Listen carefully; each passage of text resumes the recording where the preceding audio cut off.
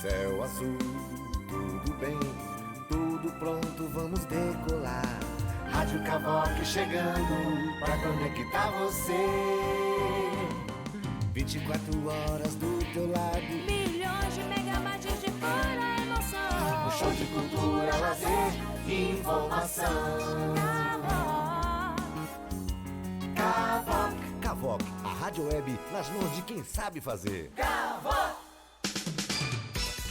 Olá, como vai você? O programa está lindo hoje, bem colorido, cheio de novidades. Estamos aqui mais uma vez com você, essa sua Rádio Cavoque, programa de Van Home. Muito bem, Nilma, como é que você está? Tudo bem. Tudo bem? Como que vocês estão? Estamos Bom, bem. gente... Eu, pelo menos, estou bem. Eu também estou bem. Né? A gente está aqui com uma turma linda, maravilhosa, que veio aqui para trazer muitas informações, né, Marli? Informações, música. Importantes, músicas. Sim. E a gente tá aqui, manda suas perguntinhas e manda também aquela foto, né, Marli? Sim. Aquela né? fotinha lá de você em casa, ou no carro, ou no trabalho. Pode enviar para cá, porque a gente vai passar no ao vivo. Para você. Certo. E hoje nós temos um tema muito importante, né? Como esse mês estamos trazendo aí temas ligados à saúde do homem, né? E é muito importante a gente ter esse olhar, mas não só o homem, a nossa temática de hoje não é só para o homem, mas principalmente para ele. Então, assim, nosso espaço aqui está cheio de homens, né? Para falar desse tema, e você vai saber daqui a pouquinho, temos aqui hoje mais uma vez o Maurício, né, agraciando aqui com música o nosso espaço, junto com a linda Bel, com a linda Bel, a Bel maravilhosa, vão aí fazer esse momento, né, de logomúsica para acalmar os nervos do programa. Mas, inicialmente, vamos apresentar os nossos convidados. Sejam bem-vindos, né? Nós temos aqui o Alan, o Felipe, que vão se apresentar aqui para vocês. Sejam muito bem-vindos à Rádio Cavoque, programa de Van Home. Esse espaço é todo de vocês. Eu primeiro agradeço, né, o convite. A pauta que a gente vai falar hoje, o tema é um tema muito atual, é relevante. Sim, né? sim. Para quem não me conhece, sou Alan Campelo, eu estou como vereador de Manaus, mas de formação eu sou psicólogo. Sim. E a minha especialização, eu tenho pós-independência química e especialização em saúde mental, álcool e drogas pela UEA. E eu trabalho nessa área já há quase 20 anos. Olha só, essa experiência maravilhosa para que a gente possa dialogar aqui com vocês dentro dessa temática, né? Do álcool e outras drogas. Felipe, que bom te rever, Felipe. Boa tarde a todos. É uma grande honra, uma grande satisfação estar aqui. Eu sou Felipe Souza, sou psicólogo também. É muito bom estar aqui diante de amigos, né? Acho que quase todos aqui são psicólogos, alguns já formados e outros ainda em formação.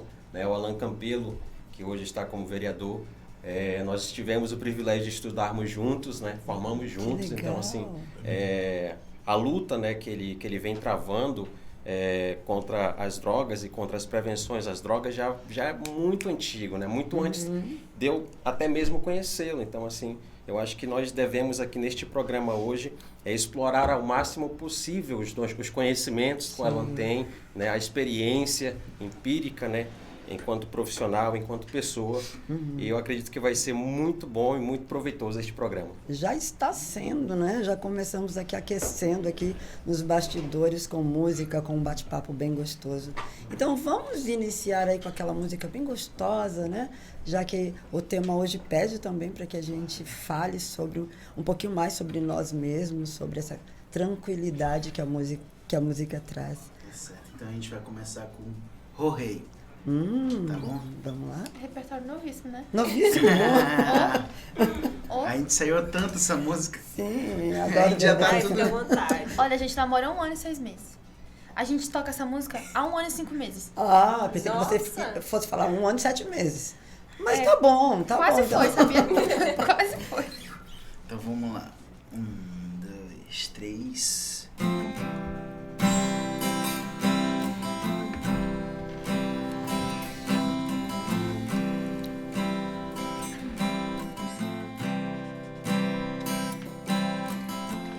I've been trying to do it right. I've been living a lonely life. I've been sleeping here instead. I've been sleeping in my bed, sleeping in my bed.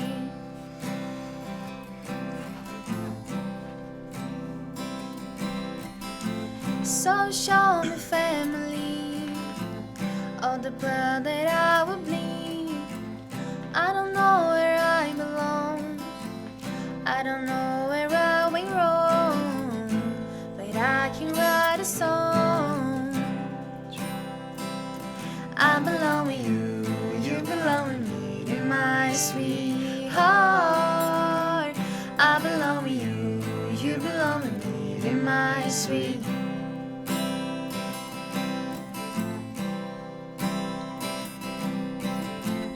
I don't think you're right for him.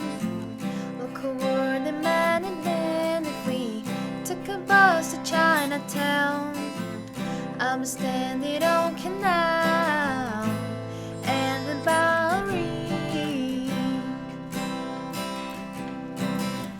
She'd be standing next to me. 1, 2, 3. I belong with you, you belong with me, you're my sweetheart. I belong with you, you belong with me, you're my sweetheart. In love we bleeding now, so let's hope for some. 'Cause oh, we're bleeding now. I belong with you, you belong with me, you're my sweetheart. I belong with you, you belong with me, you're my sweet.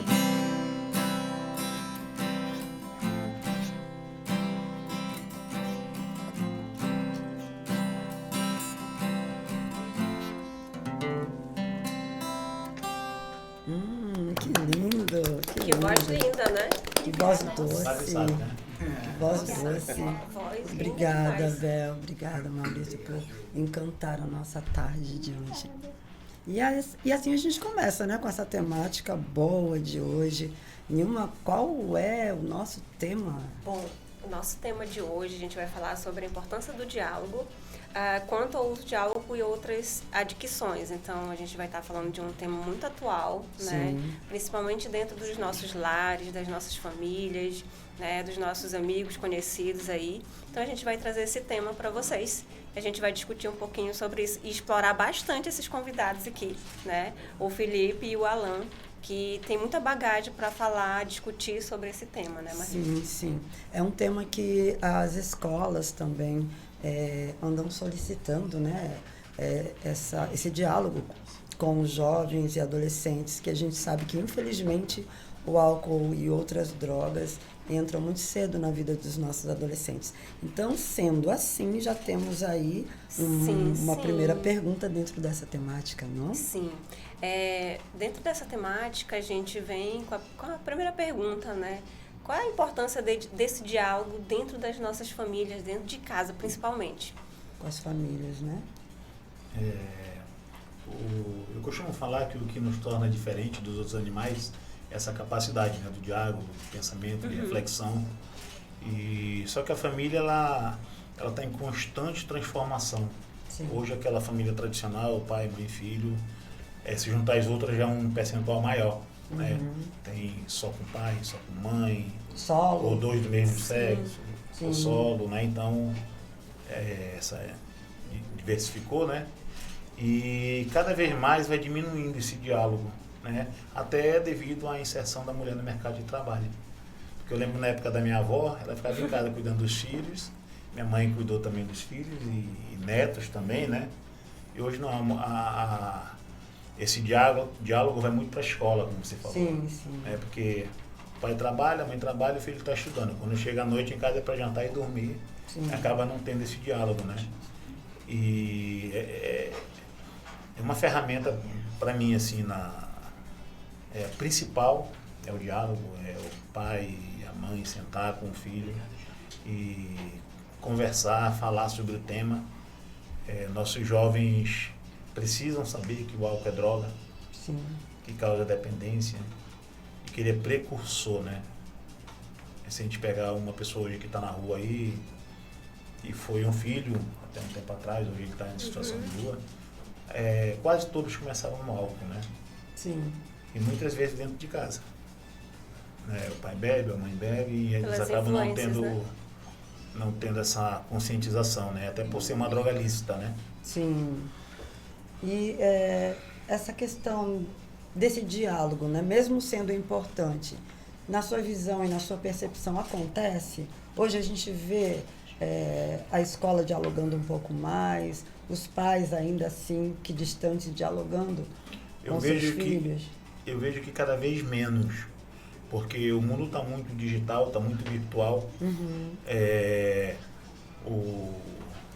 Até entre os jovens, né? Eu lembro que eu morava aqui perto, no Bolevar, e a nossa juventude era na rua interagindo com outros jovens. Hoje a gente não vê mais, né? Devido à violência, essa questão da... né? E concluindo com o que eu tinha falado, cada vez menos, né? E isso acaba dificultando, como posso falar, essa conscientização mesmo, né? Não tendo aquele momento que outrora tinha, que era um almoço de domingo, todo mundo naquela mesa, o pai na ponta, a mãe no outro, os filhos sentados. Hoje a gente come na rua, né? A gente não tem tempo, tá tudo muito rápido, né? Sim. E isso, eu acredito que atrapalha muito esse diálogo. Muitas vezes, quando as famílias me procuram, já está numa situação assim meio que irreversível, né? Porque a dependência química é uma doença, ela é diagnosticada, tem no CID, tem no DSM. Sim. Só que ela é progressiva, né? E não tem cura, não tem um remédio, uma pílula. Tem que se tratar, né? Com psicólogo, psiquiatra, né? Muitas vezes tem que fazer uma intervenção, tem que internar aquela pessoa. E as famílias, quando nos procuram, já está nesse nível. E a gente vai fazer aquela entrevista, né, com a família, né? E a gente acaba percebendo que começou no álcool lá atrás, dentro de casa, e muitas vezes nem os pais sabem, né? Essa questão de que o álcool é droga. É tão normal ir ali comprar uma cerveja, beber, na festa, no aniversário, né? Tanto que você diz, né, que a maioria deles começam em casa. Começa ali com a família, Sim, né, com essa introdução. O precursor para outras drogas, né? É o álcool e a maconha, né? A gente pega um jovem que hoje está usando pedra aí, em situação de rua, se for conversar com ele, ele começou na maconha. E está cada vez mais Geralmente complexo, não. né? O óxido, né? Hoje aqui em Manaus nós temos uma. A diferença daqui para a gente ver aquela Cracolândia de São Paulo, mas se a gente juntar as mini Cracolândias que tem em Manaus, dá uma daquela, se não der maior. Poxa. Né? Porque aqui a gente fez um estudo com a Fiocruz em mais tempo, acho que foi 10 anos. E naquela época tinham 4 mini Cracolândias em Manaus, né? E tem essa questão cultural. Lá eles ficam nas esquinas ou ficam lá na Cracolândia mesmo? Aqui não, eles ficam mais embaixo de beira de Das Igarapé. pontes, né? Ali na Avenida Brasil, não sei se vocês viram. Tipo umas casinhas já dentro de Igarapé, né? Eles não ficam assim à mostra como fica lá em São Paulo, né? Mas é uma pandemia mesmo essa questão do... Aqui chamam de óxido, né? Mas é o mesmo crack, né? Lá de São Paulo. É uma droga...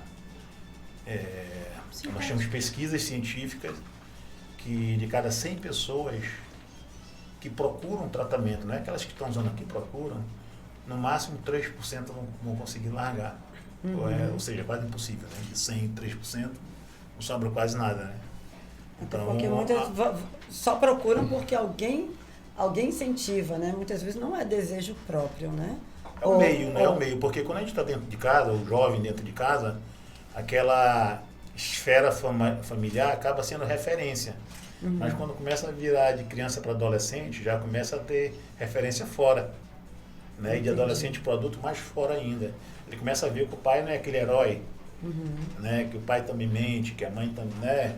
Começa a entender as coisas e acaba tendo referências fora. Né? E fora nós temos referências boas e referências ruins. Né?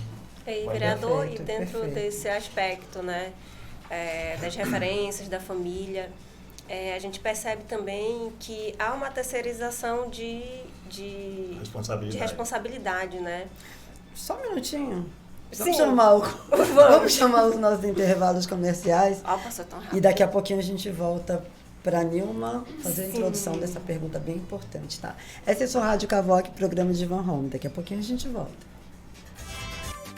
Céu azul, tudo bem, tudo pronto, vamos decolar. Rádio Cavoque chegando pra conectar você. 24 horas do teu lado. Milhões de megabytes de pura emoção. Um show de cultura, lazer e informação. Cavoque. Cavoque, a rádio web nas mãos de quem sabe fazer.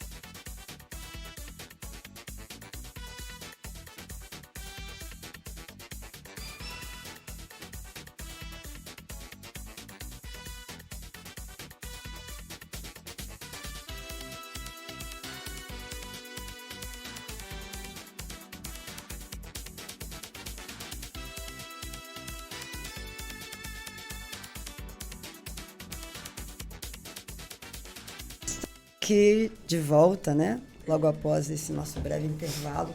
E a Nilma ficou aí com uma pergunta no ar. Vamos à Sim. pergunta, Nilma. A gente estava falando no primeiro bloco sobre a terceirização de responsabilidade. Hoje é muito frequente, né, pela essa questão das mães, dos pais trabalharem muito, né? E aí acaba que terceiriza essa responsabilidade. Vai para os avós, né? Vai ali para os tios. E muitas das vezes essas pessoas, elas de alguma maneira são famílias, mas não estão, né? Essa responsabilidade não é deles e acaba que fica ali um enfraquecimento na família. Como que o senhor vê aí essa questão, né, dessa terceirização e dessa influência também aí no comportamento para esses jovens buscarem outras fontes? Seguras, né? Outras fontes seguras aí. Essa terceirização tem tudo a ver com a parte da informação, né? E da formação também. Como foi falado, né? O que mais impactou nisso foi a situação da mulher no mercado de trabalho. Né? E porque antes o pai ia trabalhar, ficava a mãe ou alguém em casa e tinha todo aquele... Hoje não tem mais. E a família, ela acaba percebendo, consciente ou inconsciente, né? Falando aqui com psicólogos, que ela está deixando a desejar. E muitas vezes esse sentimento de culpa também que os pais têm, né? Eles acabam favorecendo ou não dizendo um não para o filho na hora que precisa falar, né? Devido a essa falta que teve, né? Do diálogo, do acompanhamento, acho que o sentimento dos pais é como se estivessem devendo algo aos filhos, né? Os pais percebem isso. Acabam facilitando, percebem. Ficam mais permissivos, né? Ficam mais Permitindo permissivos. mais, dizendo mais Exatamente. sim e menos não, né? Nós falamos ainda agora sobre a prevenção, né? Que se houvesse um tratamento preventivo, a gente crê que o impacto seria menor, né? Eu gostaria de perguntar para o Felipe, né? Essa questão da prevenção, como você vê? Qual seria a melhor forma atualmente? A gente passou por uma pandemia aí, A pandemia, eu acredito que foi aí uma abertura para que alguns vícios, né, ficassem um pouco mais intensos. Como é que você vê essa questão da prevenção? Qual o seu olhar como psicólogo também dentro dessa dinâmica que nós falamos? Excelente pergunta, Marli.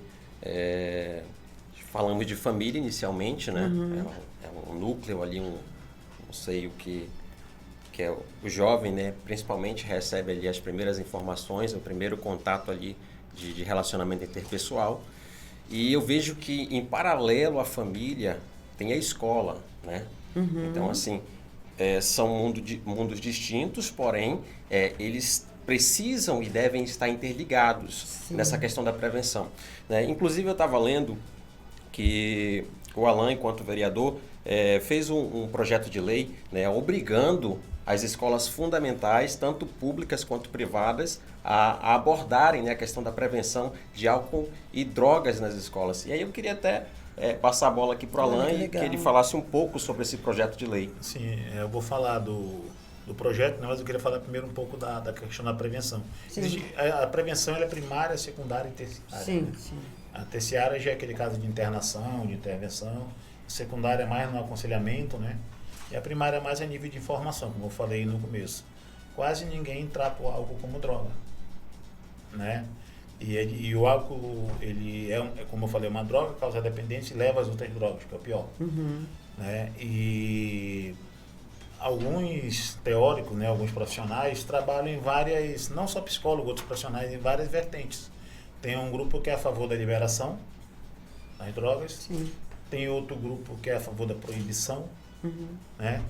E eu me remeto à história, né? Se a gente for ver em relação à dependência química, na Idade Média, na Europa Antiga, até na Europa Antiga eles tratavam a dependência química como uma questão de moral, não de doença, né? E naquela época não tinha outras drogas, mas tinha o álcool, já tinha o álcool, né? Voltamos a falar do álcool. Né? E o que tinha um grupo de mulheres, de mães, que pegavam o marido alcoolizado, levavam para uma praça pública e lá eles jogavam tomate, ovos, pra, tipo assim, achando que se humilhasse ele, ia dar certo. Nossa. E não dava. Claro. Porque a doença, né? Sim. Ela tratava para esse lado Poderia moral. até intensificar mais. Aí né? se a gente pegar mais recente agora, na época nos Estados Unidos, teve a lei seca, né? Porque estava tendo muito acidente, muita confusão por causa do álcool. O país fez a lei seca, achando que se proibisse ia melhorar.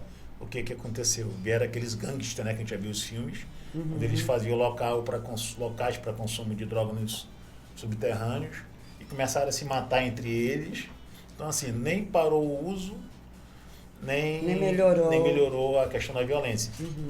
Mais recente ainda, um outro movimento na Europa que começou a liberação, inclusive nos Países Baixos, né, na Holanda, tinham praças, né, que eram para usuários de drogas, e a saúde ficava ao redor tentando fazer aquela redução de danos, né? Dando seringa, dando aquelas coisas para não ter outras doenças. E eles perderam o controle. E um pouco mais recente ainda, em Portugal, 2012, há 10 anos atrás, não tão recente, eles trabalharam com a descriminalização. Se o cara for pego com droga, ele não vai preso, com uma certa quantidade, né? E também piorou. As pesquisas mostraram que em 2 anos o uso de maconha triplicou, de cocaína duplicou, perderam o controle também. Então, eu busquei desde a Idade Média, nesse pequeno resumo, que tudo que se tentaram até hoje não deu certo e só piorou, como se fosse uma guerra perdida, né? Aí o que nos restou? A prevenção. Hoje não é, será se meu filho vai usar droga ou álcool? É quando ele vai experimentar. Sim. Porque vai. Sim. Se não for uma droga lícita, uma ilícita, vai ser uma lícita. Poucos não vão. E o meio também, né, entre os jovens não é fácil, porque quem não está bebendo na balada é chamado de careta, não sei o que, começa a sofrer bullying do pessoal que taxado, usa. né? Taxado, né? Então, assim, eu vejo que o caminho é a prevenção, tentar reduzir esses danos, reduzir que nossos jovens, nossos filhos tenham esse contato. E para isso precisa, assim, a conversa, né, o diálogo entre pais, que a gente não vê muito mais hoje, né? E como o Felipe falou, eu tenho um projeto que foi aprovado esse ano de lei, é o projeto de lei 2925, aqui na Câmara Municipal de Manaus, que Manaus é a primeira cidade do Brasil que é obrigatório ter prevenção a álcool e outras drogas nas escolas de ensino fundamental. Maravilha. Fundamental, acho que até 10 anos, 11 anos, né? Quantos anos? 14. Que é quando os jovens estão... Fundamental 1 e 2 até... 14, 15 anos, né? É quando os jovens já estão com a cabeça mais para fora de casa do que dentro, né? Sim. Então, porque depois que está adulto, você tem o direito de escolher, mas pelo menos você aprendeu algo, né? E tentou levar para a vida adulta. E, como eu falei, geralmente quando nos procuram, na verdade a família, quando ela procura a gente, não é porque o filho está usando droga, ela sabe que ele está usando há muito tempo. É quando ele não começa a funcionar. Quando ele passa a parar de funcionar, perdão. O que a gente espera de um jovem de 20 anos hoje? É que esteja namorando, que esteja indo para a escola, alguns já trabalhando, né? Praticando esporte. E a dependência química, tem uma hora que esse leque de opções começa a se reduzir e a vida fica focada só no uso de drogas. Não se tem vida social. Não. Inclusive, um dos critérios da dependência química, do DSM, né, que é o nosso manual, ele fala disso, é a diminuição do repertório social. A vida fica centrada só na questão das drogas. Sim. E mesmo assim, né, com tantas tentativas, com tantas tratativas, você fala da prevenção, mas você já viu, dentro dessa sua labuta, dentro dessa questão, você já viu alguém mudar de vida, mesmo tendo passado por todas essas questões de álcool? Então, isso é possível. Sim. Existe tratamento, a gente tem resultados excelentes. Sim. Né? Só que, como eu falei no início da nossa entrevista, desse bate-papo, que a dependência química ela é progressiva. Sim. Tem uma hora que você não consegue mais, aí tem que só reduzir danos, né? Reduzir danos. Vamos aí, né? Vamos olhar. Solano está chegando agora, né? Já vou introduzir o Solano aí dentro dessa temática, né, Solano? Seja bem-vindo. Cheguei um pouquinho atrasado, mas chegou um pouquinho atrasado, mas chegou. O importante é isso, você chegou. Né, Solano, a gente olhando um pouquinho mais para esse lado da psicologia, essas demandas que nós recebemos, né? Nós sabemos que muitas vezes esse jovem, esse adolescente ou até esse adulto, quando chega para esse tratamento, a gente vê que ele já passou por várias fases, né? E às vezes já está ali bem cristalizado, né? Quais seriam as tratativas dentro dessa questão de um adulto ou de um jovem adulto que já chegou ali, a gente diz assim que a prevenção, passou a fase da prevenção, já veio o adoecimento, a família toda já está adoecida, né? Quais são os meios, né? Quais são as possibilidades dentro da sua visão? Olha, eu vou falar de um ponto de vista, Marli, não só da psicologia, mas da assistência social, né? Sim. Assistência social dentro da perspectiva da proteção especial, né? Que, por exemplo, CRDQ, serviços especializados para atenção a pessoas que fazem uso abusivo de álcool e outras drogas, e outras instituições como propriamente as instituições de saúde dentro do SUS, né? A gente trabalha dentro da perspectiva da reconstrução do vínculo familiar. Né? Então, acho que esse é um ponto, porque assim, quando se tem um panorama onde a pessoa ela perde, ela já vem fazendo uso abusivo de álcool e outras drogas. Ela já vem, na realidade, fazendo esse uso por conta de um subterfúgio, algo, né, que já fazia parte de uma vivência que ali, de alguma maneira, o álcool ele é um mecanismo que ajuda, de alguma forma, a enfrentar esse processo, né? Ou, às vezes, já está numa situação de dependência tão grande que já não é mais nem só a situação do um mecanismo de defesa para que seja o subterfúgio para enfrentar vivências. Então, a maior parte desse processo ele é gerado pela desvinculação da família, porque quando você faz o uso de álcool e outras drogas, né, você já começa as pessoas começam a ter comportamentos já. Comportamentos, que tipos? Comportamentos agressivos. Outros já começam, no caso de uso de outros tipos de entorpecentes, já começam a furtar, fazer pequenos furtos dentro de casa ou então fora de casa. A maioria das pessoas que fazem uso de álcool e outras drogas já respondem por um artigo chamado 157, né, dentro da perspectiva da judicialização. Então, assim, dentro do panorama de ajuste, digamos assim, para que possa ser feita uma intervenção nesse processo que já está instaurado, porque geralmente, como o vereador falou, né, esse processo já não é mais algo que faz ser inicial, ele já está acontecendo, né? Uhum. E aí, então, a nossa perspectiva, de fato, é promover a reestruturação do vínculo familiar. Perfeito. E outra coisa que a gente vai comentar daqui a pouquinho também, é que muitas vezes, além desse subterfúgio que você fala, a gente já vê ali que já existe o DNA.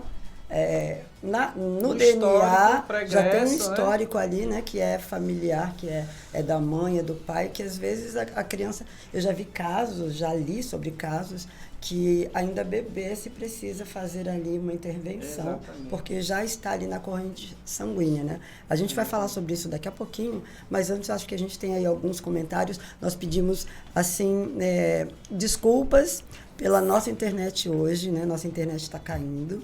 E a gente conseguiu printar aí algumas páginas das nossas perguntas e de algumas falas na internet. Vamos dar uma olhadinha? Não conseguimos tudo, mas a gente vai chegar lá. Eita. Michele, boa tarde. Anália, né? Anália Gonçalves, eu acredito que é isso. Jailson Chaves, né? Vereador do Povo, Alan. Olha que maravilha, né? O reconhecimento aí. Os seguidores. Elizabeth, boa tarde. Edson, boa tarde. Jailson, boa tarde. Fabiano, né? Boa tarde. Francisco, todo mundo dando boa tarde aí. Parabéns, vereador. Parabéns, vereador. Elizabeth Antunes dando parabéns aí ao vereador. Frânio da Silva Francisco Maia. Gomes também, né? Fabiano também elogiando aí a entrevista. Parabéns, vereador, pelo trabalho de prevenção ao álcool e drogas no estado do Amazonas. Olha aí, temos mais comentários. Olha só, Fabiano Mesquita, vereador de verdade, Alain Campelo. Michele Souza, parabéns, vereador Alain.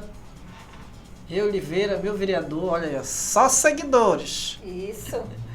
Edson Eustácio, a prevenção primária afasta os jovens da droga e do crime. Olha, muito bem. Queria desejar para os nossos telespectadores, mandar um grande abraço, forte abraço para quem nos está acompanhando a cada programa que nós estamos fazendo aí. Né? Olha a Isabela. Isabela Mello. Eu acredito que a terceirização da responsabilidade surgiu assim que a família foi vista como instituição falida pela sociedade contemporânea. Muito bem. Muito bem. Ótimo ponto de vista. A gente vai já falar sobre essa falência da família. Desde que nós passamos, a Isabelle volta, né? Desde que nós passamos a ter relações líquidas, olha, Bauman, e começamos a nos relacionar ao acaso por puro instinto, paramos de desenvolver o senso de responsabilidade que o alicerce da família oferece às crianças. De fato, a gente vai já comentar sobre isso.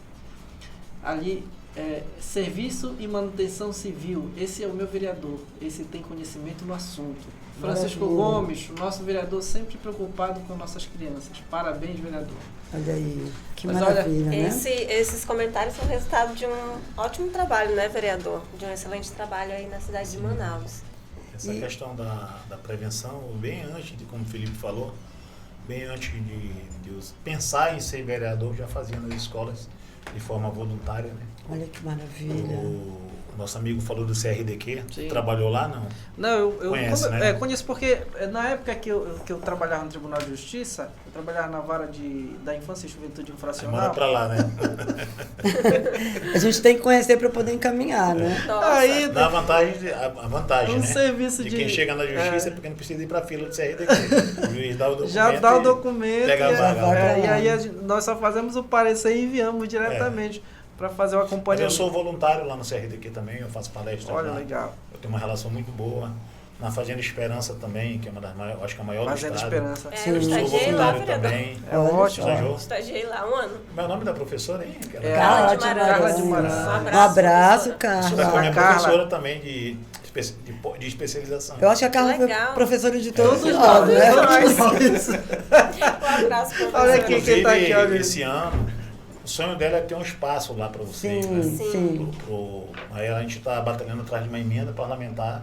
A gente vai destinar um recurso para a Fazenda para ela fazer esse espaço. Maravilha. Na época que eu maravilha. estagiei lá, a gente tinha uma sala, né, para É. psicologia. Somente uma sala também. Aí depois ela conquistou outro Ela espaço. gosta, ela está lá há muitos anos. É, e Mais ela de tem 16 conhecimento anos. também, né? Ela tem aí essa metodologia já para tanto com os estagiários quanto para essa demanda. Atendimento a essa demanda. E né?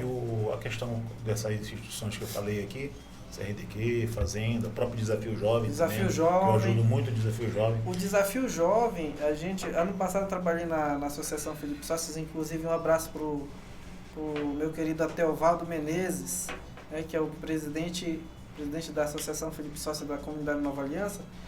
Nós enviávamos muitos dos nossos usuários do serviço Sim, pro o acolhimento. Né? acolhimento.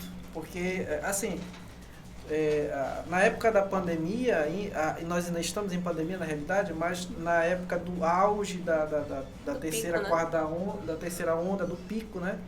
Eles ficavam muito vulneráveis, porque no serviço lá na Nova Aliança é serviço especializado para pessoas em situação de rua. Então é um serviço dentro da proteção especial de média complexidade. Nós trabalhávamos junto com o Centro Pop e junto com o acolhimento. Sim. E aí ficávamos fazendo esse trabalho, né? Para que O POP é do lado do CRDQ. O POP né? é do Acho lado. que é aquele prédio lá. E falando em acolhimento, tá? Nós também temos o acolhedor, Acolhedor, exatamente. que também recebemos lá uma demanda. Ficou muito bacana esse nome, viu? Esse nome foi muito bem pensado, ele foi... na verdade, ele foi o resultado do que a gente já fazia, né? E a gente pensando no nome, um nome que possa falar do nosso acolhimento, de como a gente acolhedor. Nasceu o nome, né? E é bem isso, né? Muitas vezes a gente não sabe nem para quem encaminhar quando a gente recebe essa demanda. E agora a gente já tem aí esse norte, né? Exatamente. Nós temos aí uma demanda, temos até um grupo dentro do acolhedor que fala um pouquinho sobre a consequência disso, né? Porque muitas vezes a pessoa que faz o uso é tratada, mas a família também precisa desse E o tratamento, acolhedor né? também é um serviço especializado, né, Maria? Isso. Que trabalha com o atendimento O psicológico. paciente que vai para uma clínica e quando ele volta, se a família, se for aquela mesma família, se a família não tiver mudado, ele certamente volta ao uso. Essa era É esse... A codependência, né? O nosso trabalho, eu faço parte de um ambulatório também, que é o mais antigo daqui de Manaus, só que é privado, não é público. Lá é especialista em acompanhar. Lá tem um terapeuta para o paciente, para a família, o terceiro que trabalha os dois juntos, e tem um quarto que faz todas as famílias juntos, que é um grupão, né? Nossa, Fica isso aqui é no muito Parque Seria o importante. ideal, né? Isso é muito Tem que importante. ter. A família Isso é tem que importante. aprender a como agir numa situação dessa questão da Eu lembro que eu acompanhei uma pessoa, um certo momento, que saía da Fazenda Esperança, e a família recebeu essa pessoa com uma festa. E na festa tinha bebida. Sim, isso é bem clássico. Eu já Gente, vi pai pegar o filho na clínica, porque passou um tempo, na época Foi comemorar. nossa. Qual era o nome, meu Deus? Eu esqueci, lá da estrada. Eu acho que eu sei qual é que você está falando, só lembro do É. nome também. Aí o Instituto, E o pai né? pegou? Novo Mundo. Instituto Novo Novo Mundo. Mundo, velho. Novo Mundo. Eu conheço também, quando funcionava, eu era voluntário lá. E o pai, no dia da alta do filho, dizendo que ia ter uma cervejada em casa, um churrasco, cerveja, não sei o quê. Falta de informação até para a família. né? Isso é importante. E hoje, por exemplo, o paciente, quando está lá no CRDQ, toda semana a família tem que ir lá no auditório da SES para poder aprender. Né, Encontros psicoeducativos, né? quando o filho voltar, aquele cliente, né, o marido, o filho voltar, ele já está com uma outra perspectiva lá de direcionamento. o vereador Muito importante isso, a família, quando Existem você diz grupos, viu? que Aqui a em Manaus família... existe o grupo que está nos ouvindo aí, que tem filhos ou amigos, existe o Amor Exigente, não sei se vocês já ouviram falar. Não, eu nunca É ouvi. o grupo surgiu, começou na França, né, há um tempo atrás. Aqui em Manaus tem 2 grupos, se eu não me engano. Eu sou a favor de 2 coisas em relação à dependência química. A internação. Sim. Muitos psicólogos não gostam de internação.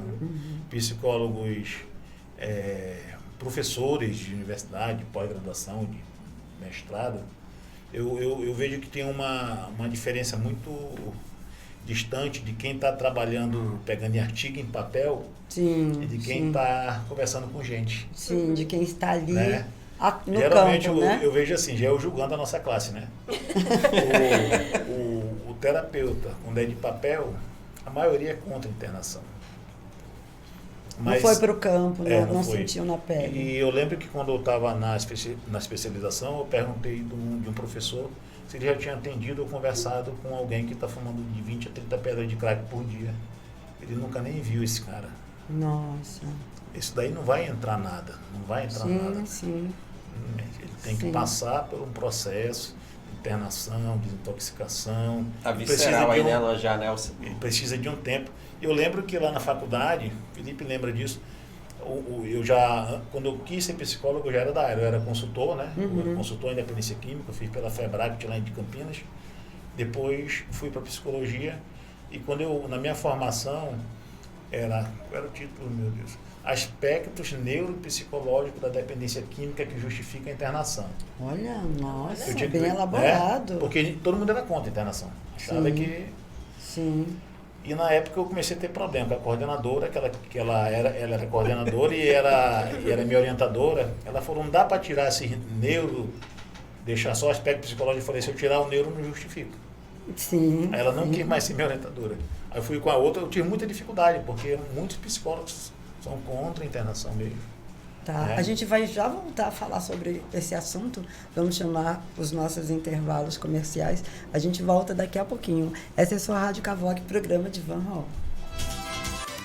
Céu azul, tudo bem, tudo pronto, vamos decolar. Rádio Cavoque chegando pra conectar você. 24 horas do teu lado, Milhões de megabytes de pura emoção. um show de cultura, lazer e informação. Cavoque, Cavoque, a rádio web nas mãos de quem sabe fazer. Olá, estamos de volta. E a conversa tá boa aqui, a gente não quer parar de falar. E voltamos aqui. Nilma tinha uma pergunta, né? Eu tenho uma pergunta em relação aos jovens que vêm do interior, né? Que uma grande massa a grande maioria, né, vem do interior. E muitas das vezes lá eles deixam a família e aí vem para o tratamento. Dentro desse aspecto, como que seria esse acompanhamento da família, já que ela está distante, né? Não está ali na cidade junto para ir fazer as visitas, para fazer esse acompanhamento mais de perto. Quanto mais longe, é mais difícil, né? Sim, Por exemplo, para ir para o CRDQ, precisa estar na rede, né? Para chegar lá, espera aquela fila e tal, para chegar. E geralmente acontece isso, a família não tem como o Estado chegar lá com ela, né? O CRDQ é uma clínica do Estado, pouca gente sabe, mas é o único estado do Amazonas, do Brasil, que tem uma clínica, é o Amazonas, né? Que é o CRDQ. Nenhuma outra capital, nenhum outro estado do Brasil não tem. Geralmente são as instituições, Sim. né? Então, assim, a sugestão que a gente dá é que a família procure ajuda no município. Mas não são todos que têm. Não são todos os municípios que têm um CAPS, por exemplo. sim. Né? E não tem também pessoas especializadas.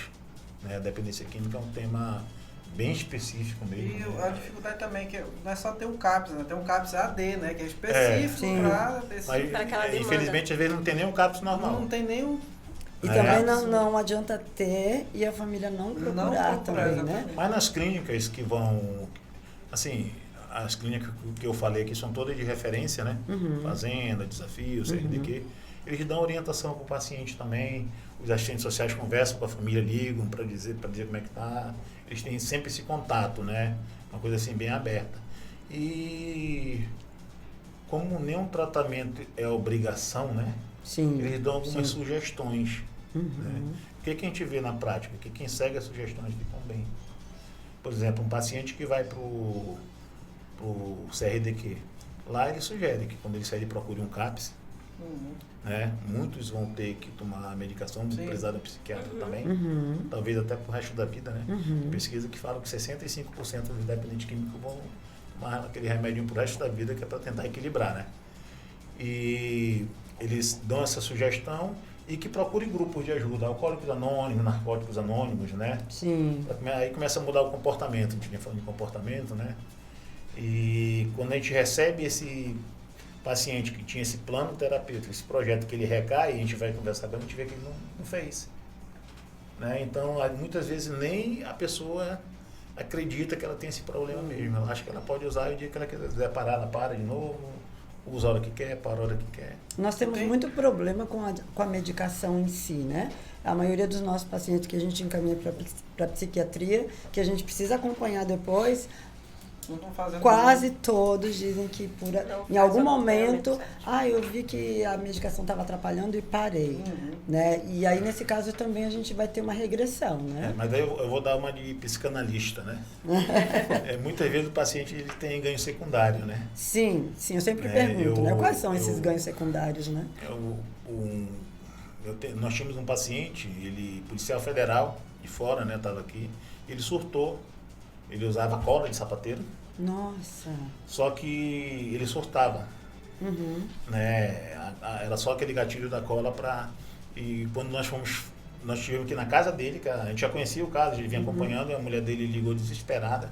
E estava o irmão da mulher dele, ou seja, o cunhado dele segurando ele.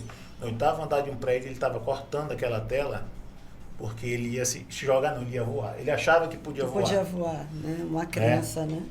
E que tinha raios nas mãos, que soltava e falava coisas místicas, né? Ele teve aquele delírio, né?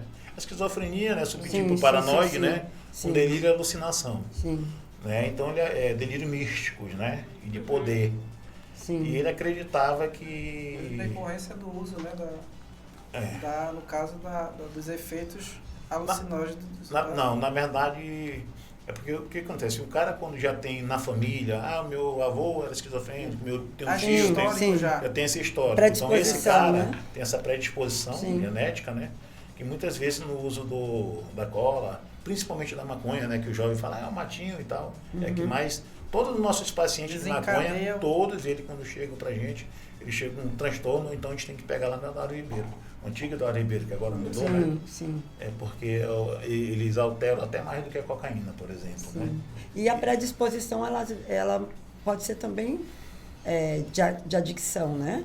Essa predisposição do pai ou da mãe que fazia uso, que eram adictos, pode ser que o filho também seja. Aí, em relação ao ganho secundário que a gente vinha falando, é porque quando esse paciente ele vai para uma internação, no caso esse que surtou, tomou a medicação, ele vai voltando à realidade, né? Só que ele tem, eu costumo explicar com aquele comprovantezinho de caixa eletrônico de banco, ele não vai sumindo com o tempo, mas tu olhar, tu ainda vê assim, fica os vestígios, né?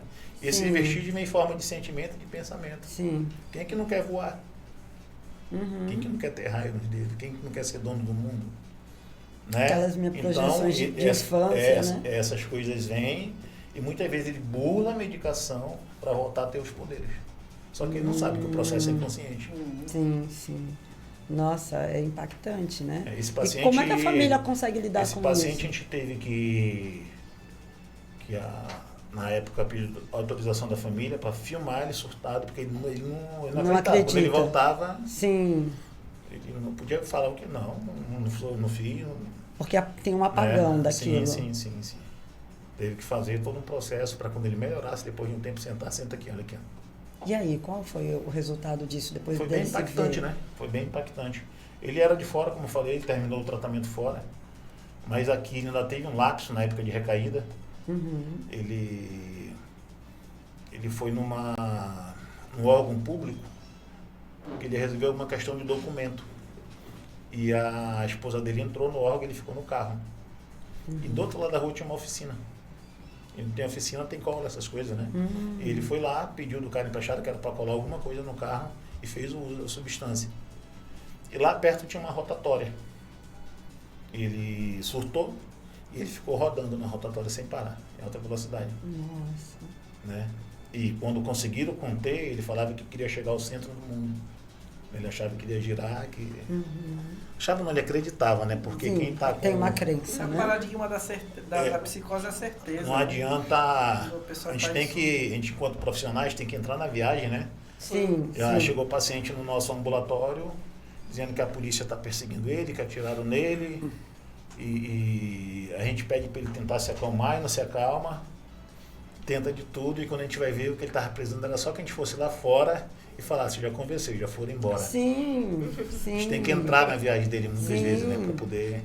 É, Se falar que tem algo debaixo dessa mesa, tem, porque tem, pronto, não tem como tirar, né? e um dos maiores conflitos familiares é que a família tem uma resistência, né, para entrar Sim, nesse sim. diálogo, né? Ela já vai dizendo que não Hoje acontece. uma família mal preparada, mal acompanhada, ela mais atrapalha do que ajuda. Sim, Ela bula, tem meu tratamento. A própria família também tem seus ganhos secundários. Quando tem um filho ou um marido que usa droga dentro de casa, ele acaba sendo aquele bode expiatório, né? É por causa do menino, nossas contas estão atrasadas.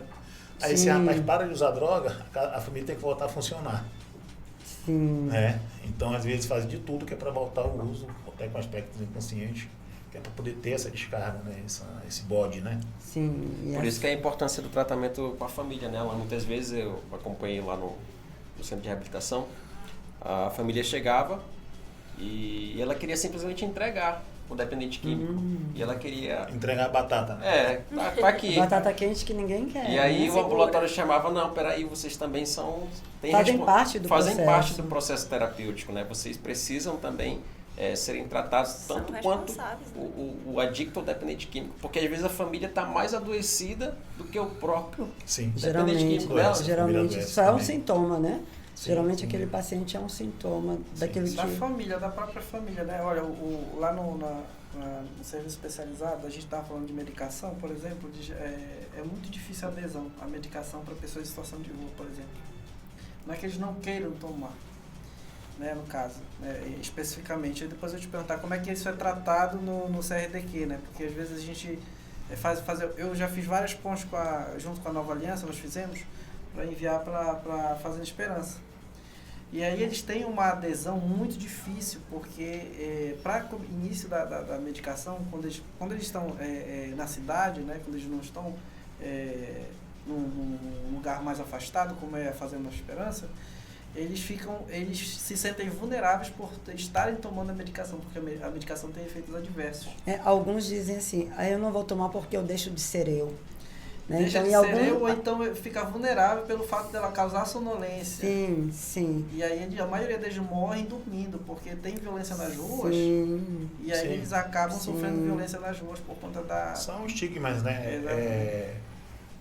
Mas eu acredito na ciência, né? Eu acredito na medicação.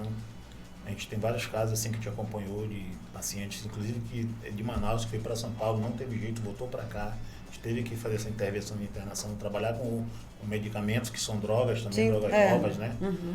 Para poder chegar a esse ponto de equilíbrio, né? Só que a família precisa colaborar. Eu lembro que tinha uma paciente, até amiga assim, bem próxima da família, que ela estava surtada no antigo Eduardo Ribeiro, e a mãe me chamou para ir lá na visita, e nós fomos conversar com um serviço social, com um psicólogo e tal, e falaram que a sua filha ia precisar de acompanhamento de longo período, né? E tomar medicação, foi um psiquiatra também. E a mãe jogou depois da medicação. Ela falou, minha filha não é doida, e jogou fora. Ai, meu Deus, os estigmas, né, que a gente vê. estigmas, né? Bate de novo. E essa moça foi para o Nordeste, lá a mãe teve que se mudar com o irmão dela, e começou a ter surto de quebrar a televisão, de fazer um monte de coisa. E a gente conseguiu internar ela numa clínica ela estava no interior do Rio Grande do Norte, internamos na capital por 15 dias. Foi necessário.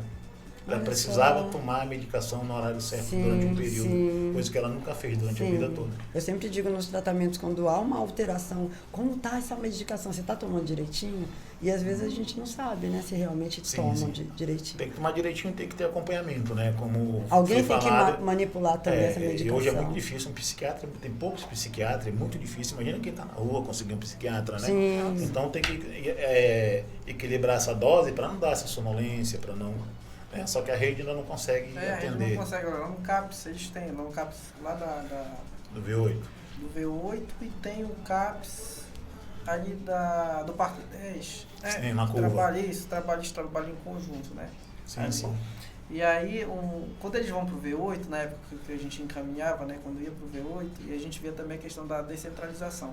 Tinha uns que ficavam mais próximos do lado do CAPS lá da Santa Teovina, tinha uns que ficavam mais próximos, dependendo do local onde eles dormiam, porque existe um fluxo, a gente chama de fluxo migratório, eles ficam migrando, né, o tempo todo. E aí a grande dificuldade de fazer a adesão com essas pessoas é exatamente por isso. Pela questão do fluxo migratório também. Já é uma população muito heterogênea, né? Eles não ficam em lugares específicos, né? Eles ficam onde eles se sentem protegidos, Sim, entre aspas, sim. né? Onde tem alguma demanda específica, alimentação, segurança alimentar, por exemplo. E aí quando a gente encaminhava para lá, por exemplo, ali do V8, né, a gente sempre tinha essa recorrência de que nós tivemos um caso assim, né? Que, É Solano? é, Nós estamos terminando o nosso programa. É uma hora, é? Sim. 60 minutos. acabando. A gente vai Tá bom. terminar, Mas é isso mesmo, infelizmente. é um pouco longo. Enfim, né? é complexo, tipo o Pop. né? O Pop devia ser lá no centro, né? E o Pop tá lá em Petrópolis. Lá em Petrópolis, né? Ele era né? no centro, mas ele foi retirado Pois é. de lá. Aí não Gente, tá consegue uma atender. delícia isso aqui.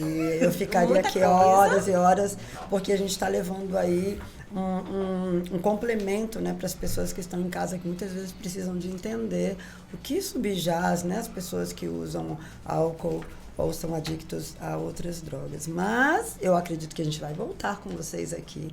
Vamos voltar em um outro momento. Gente, vão lá, ative o sininho, sigam, compartilhem, porque a gente está aí com vocês e vamos finalizando o nosso programa de hoje. A gente agradece a todos vocês. Obrigada, Felipe.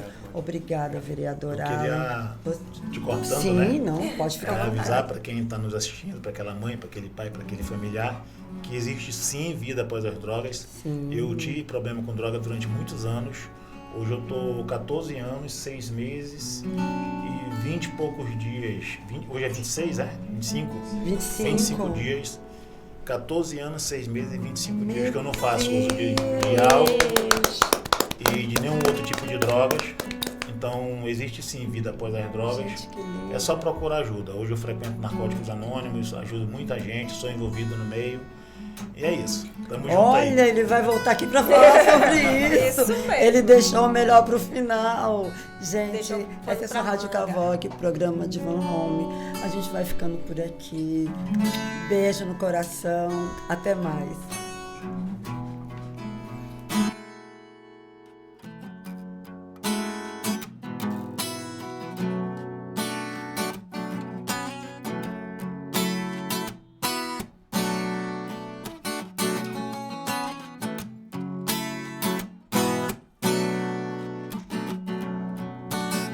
O sol vê se não esquece e me ilumina. Preciso de